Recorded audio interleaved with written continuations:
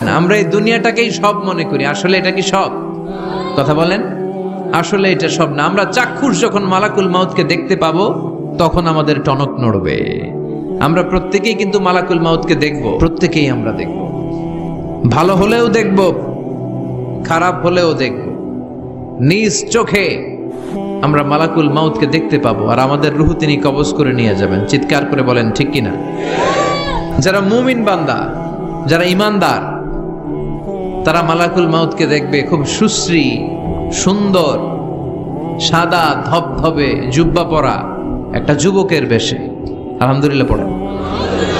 আপনারা ইনশাল্লাহ এই সূরাতে মালাকুল মাউতকে দেখবেন সুশ্রী সুন্দর এক যুবকের বেশে। সুঘ্রাণ তার গা থেকে আসছে।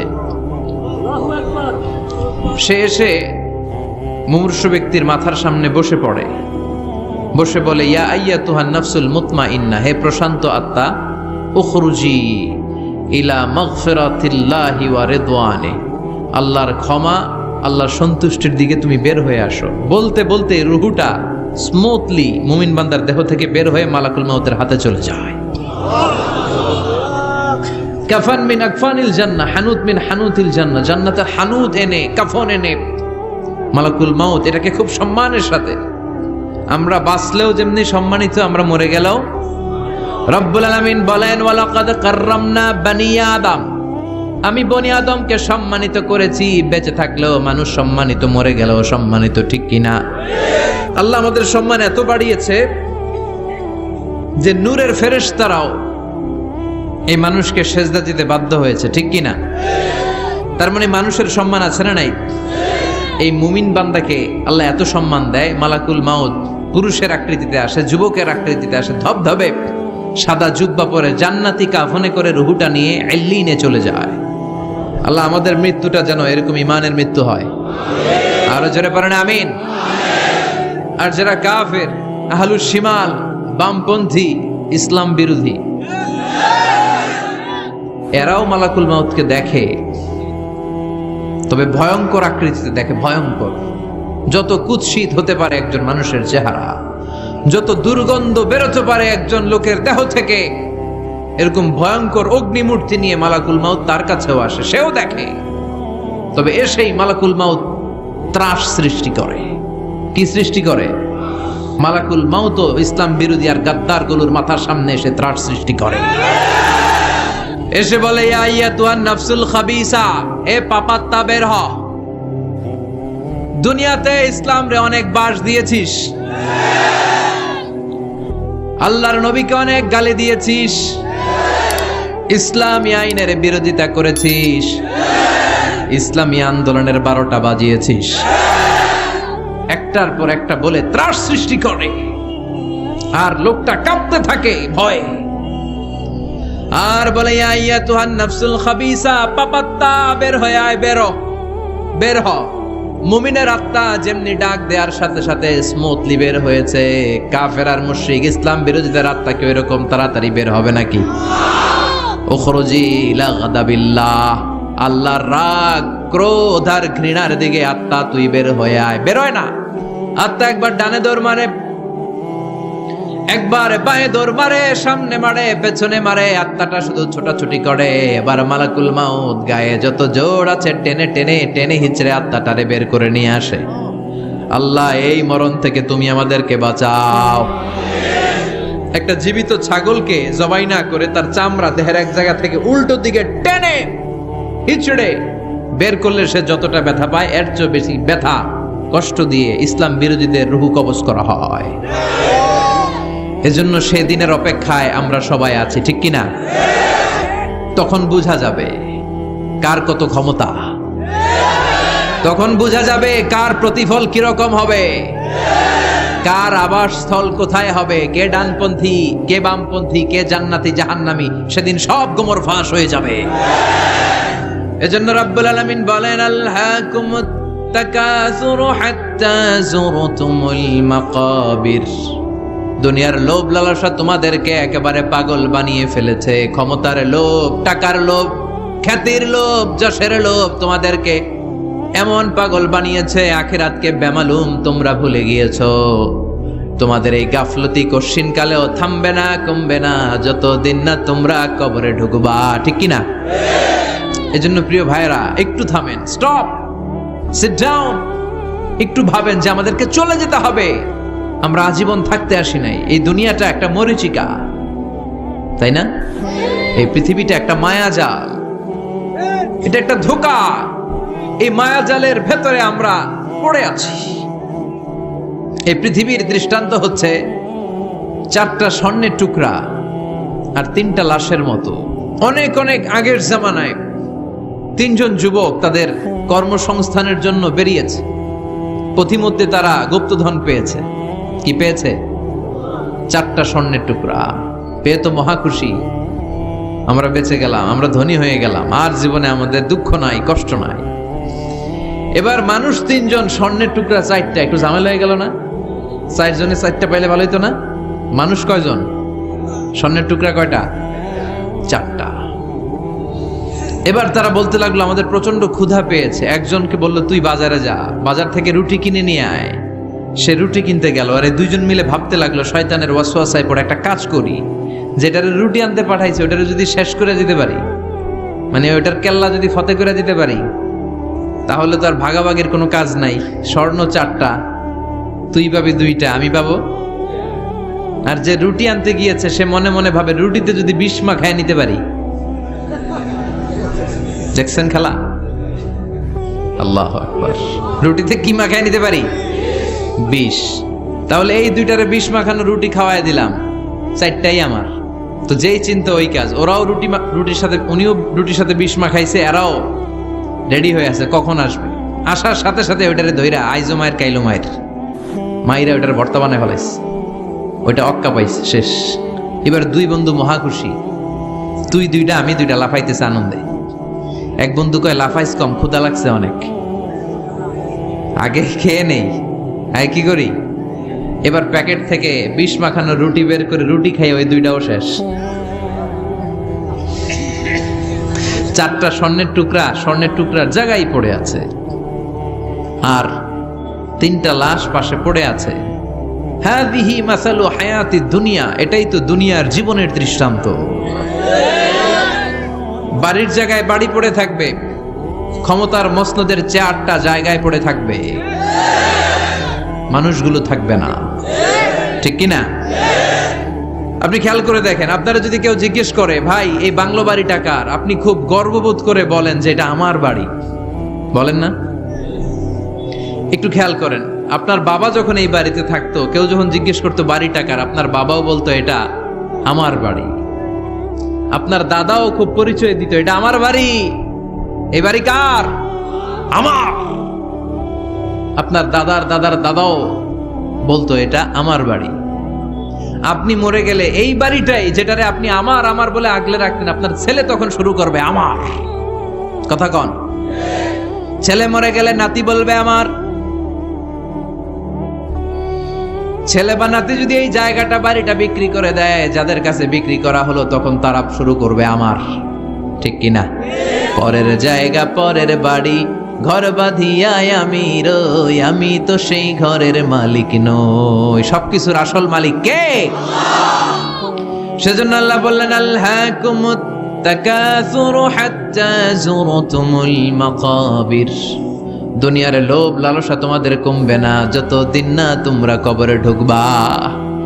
বিশ্বনবী বললেন লাউ আন্না লিকুল্লি ইবনি আদম ওয়াদিয়ান মিন যাহাব, পৃথিবীর প্রত্যেকটা মানুষকে যদি আল্লাহ একটা করে স্বর্ণের পাহাড়ের মালিক বানিয়ে দেয়, আহাব্বা আইয়াকুনা লাহু ওয়াদিয়ান, সে আরো একটা স্বর্ণের পাহাড়ের মালিক হওয়ার চেষ্টা করবে।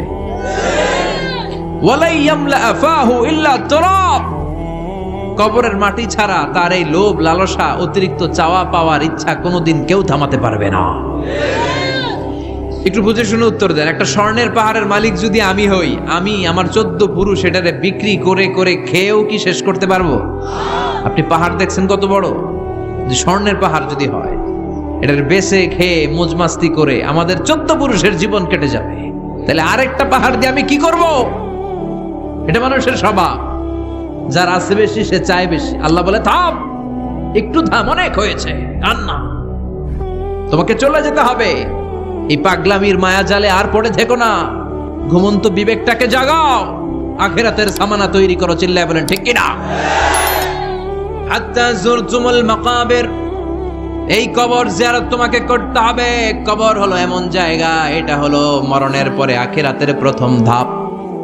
বিশ্বনবী বললেন এই ধাপটা যদি সহজ হয়, আখিরাতের বাকি ধাপগুলোরে সহজ করে দিবে কে? আর এই কবরের প্রশ্নের উত্তর যদি উল্টা পাল্টা হয়ে যায়, প্রথম ধাপের প্রশ্নের উত্তর যদি গোলমাল পেকে যায়, পরের ধাপগুলোতে মায়ের আছে না নাই?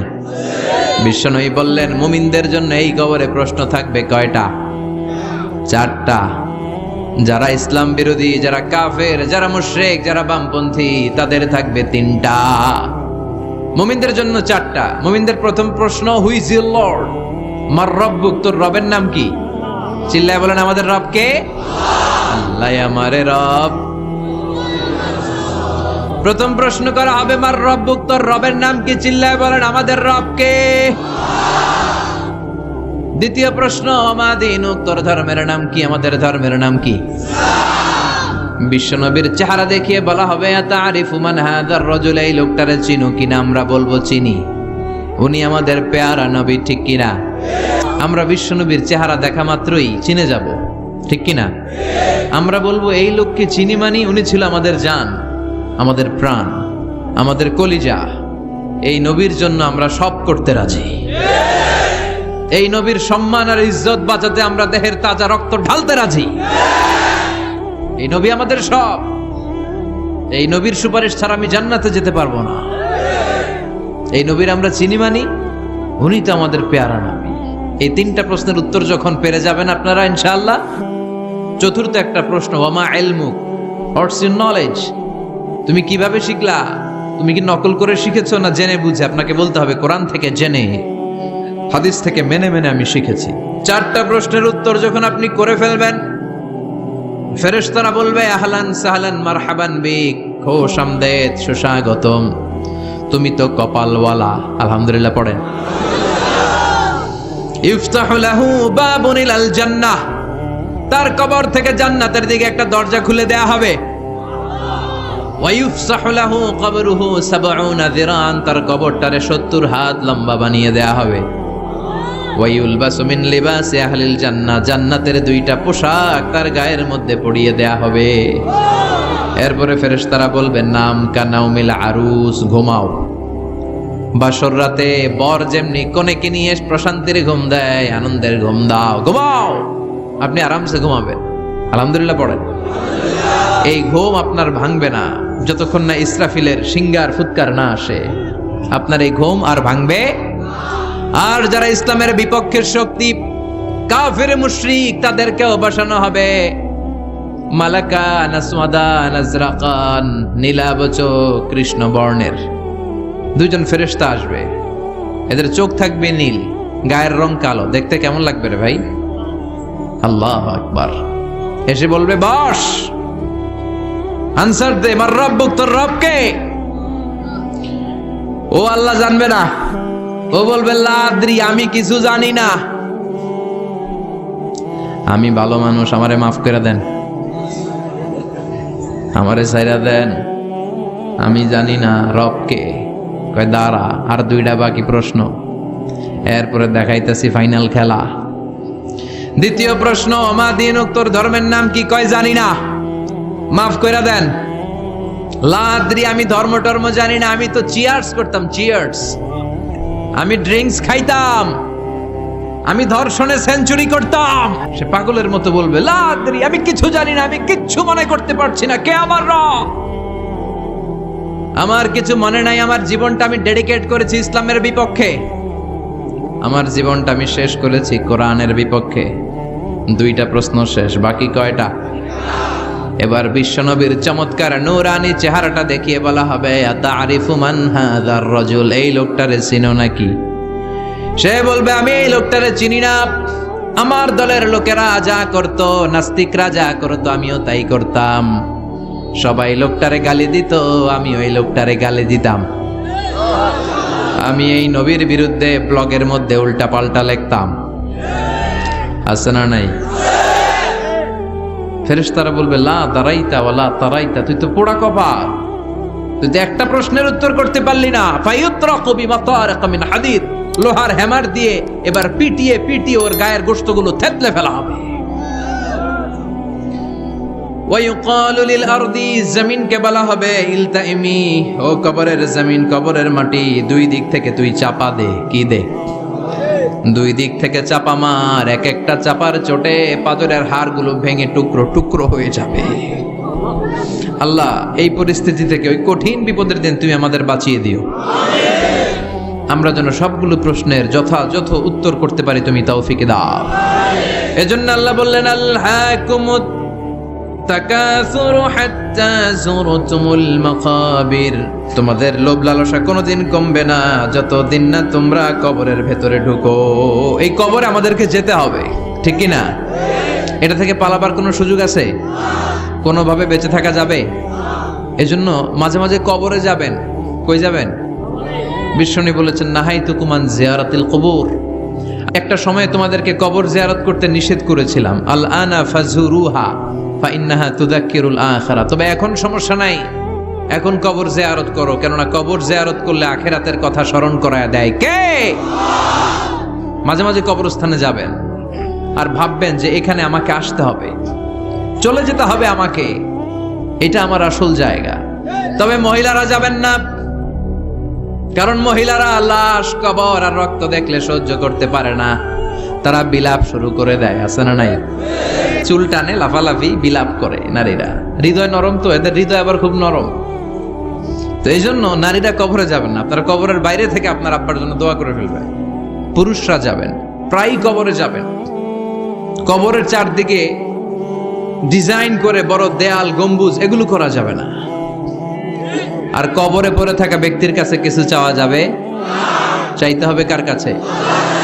ইযা সাআলতা ফাসআলিল্লাহ ওয়া ইযা ইসতাআনতা ফাসতাইন বিল্লাহ, যদি চাইতে হয় কার কাছে চাও? সাহায্যের দরকার, কে সাহায্য পাঠাতে পারে? এজন্য বিপদে আপদে সব সময় কার কাছে চাবো? বিশ্বনবীর কবরের সামনে দাঁড়িয়েও কিছু চাওয়া যাবে? যাবে না, কারণ বিশ্বনবীও চাইতেন কার কাছে? বিশ্বনবী নিজেই চাইতেন আল্লাহর কাছে। এজন্য আমাদেরও চাইতে হবে কার কাছে? আল মাইয়িতু ফিল কবর কাল গরীকু ফিল বাহর, সাঁতার না জানা ব্যক্তি সাগরে পড়ে গেলে যেমন অসহায়, মরে গেলে মানুষটা তার চেয়েও বেশি অসহায়, ঠিক কি না? অসহায় কবরের মানুষ আপনারে কি দিবে? দিবেন তো আপনি। আপনি যেই তার জন্য দোয়া করবেন, ফাতিহা পাঠ করবেন, ইখলাস পাঠ করবেন, তার জন্য মাগফিরাত কামনা করবেন, আপনি দোয়া করলে তার জীবনের গুনাহ ক্ষমা করে দিবে কে? কিন্তু সে কি আপনার বিপদ থেকে মুক্ত করতে পারে? তাহলে এই সূরাতুত তাকাসুর থেকে আমাদের জীবনের জন্য শিক্ষা হচ্ছে we have to go back to our Lord. আমাদেরকে আমাদের রবের কাছে হাজিরা দিতে হবে, আমাদের কিন্তু ফিরে যেতে হবে। এই চিন্তাটা আমাদের মাথায় রাখার দরকার আছে না নাই? আল্লাহ তোমার হিসাব নেয়ার আগে তুমি একবার তোমার নিজের হিসাব নাও। বাড়িতে বসে দাগ কাটবেন, ভালো কাজ খারাপ কাজ লিখবেন, ভালো কয়টা করছেন, খারাপ কয়টা করছেন। এবার নিজে একটু হিসাব করেন আপনার অবস্থা কি হতে পারে। বিছানায় একবার চোখ বন্ধ করে লম্বা হয়ে শটান হয়ে শুয়ে যান আর ভাবেন আপনি নাই। লোকজন কান্নাকাটি করবে, অ্যানাউন্স করা হবে আমাদের অমুক ভাই দুনিয়াতে নাই। বিকেল 4টায় জানাজা শুরু হয়ে যাবে। হাজার হাজার আপনার বন্ধু বান্ধবরা এসে কাঁদবে, জানাজা দিয়ে খাটিয়াতে করে কবরে রেখে দিয়ে আসবে। কেউ সাথে যাবে না, কেউ না। এই ঘটনাটা আমার, আপনার, আমাদের সকলের জীবনে ঘটতে যাচ্ছে। গোয়িং টু হ্যাপেন ভেরি সুনার, খুবই দ্রুত হতে যাচ্ছে। কবে হতে যাচ্ছে আমরা কেউ জানি না। The most certain thing in our life is death, and the most uncertain thing in our life is the time of death. আমরা চলে যাব, এটা নিশ্চিত। কবে যাব কেউ জানি না। তাই আসুন আমরা প্রতিদিন কবরের কথা অনেকবার স্মরণ করি। আল্লাহ আমাদেরকে বোঝার তৌফিক দান করো।